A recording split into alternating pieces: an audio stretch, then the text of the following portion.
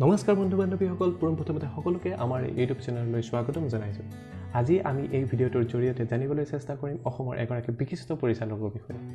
ভিডিঅ'টি থাম্বনেইলত চাই নিশ্চয় গম পাইছে তেখেত কোন হয়। হয়, তেখেত শ্ৰী মনোজ শইকীয়া। তেখেত এগৰাকী সুদক্ষ মঞ্চ অভিনেতা, চলচ্চিত্ৰ অভিনেতা, লগতে এজন সুদক্ষ পৰিচালক। আহক তেতিয়াহ'লে আজিৰ এই ভিডিঅ'টো আৰম্ভ কৰোঁ। ৰেঙনি চেনেলৰ দ্বাৰা সম্প্ৰচাৰিত অসমৰ আটাইতকৈ জনপ্ৰিয় ধাৰাবাহিক বেহাৰবাৰী আউটপোষ্টত বৰ্তমান তেওঁ পৰিচালক হিচাপে কৰ্মৰত। নগাঁও জিলাৰ চতিয়াত এইগৰাকী শিল্পীৰ জন্ম হয় মে' মাহৰ 18 তাৰিখে 1976ত। শইকীয়াদেৱে তেখেতৰ স্কুলীয়া শিক্ষা চতিয়া হায়াৰ ছেকেণ্ডেৰী স্কুলৰ পৰা সমাপ্ত কৰে। তাৰ পাছত ত্যাগবীৰ হেম বৰুৱা কলেজ জামুগুৰিহাটৰ পৰা কলেজীয়া শিক্ষা সমাপ্ত কৰে। সৰুৰে পৰা অভিনয়ৰ প্ৰতি আগ্ৰহী শইকীয়াদেৱে মঞ্চ অভিনয়ৰ জৰিয়তে অসমৰ সাংস্কৃতিক জগতখনত ভুমুকি মাৰে। সেয়াই তেখেতৰ আৰম্ভণি।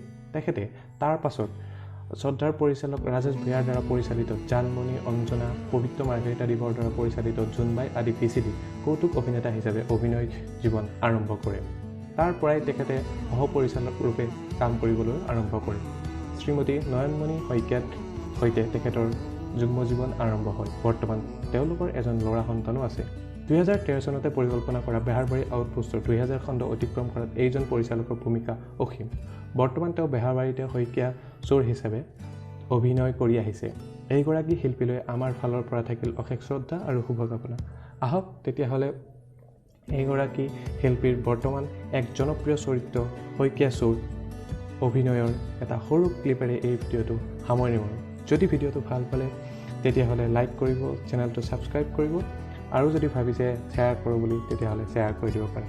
তেতিয়াহ'লে আহক আজিৰ এই সৰু ক্লিপটোৰে আমাৰ এই ভিডিঅ'টো সমাপ্ত কৰোঁ।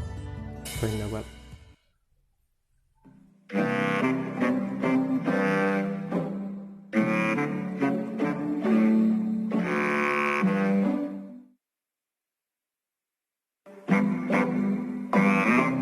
¿Qué, sir?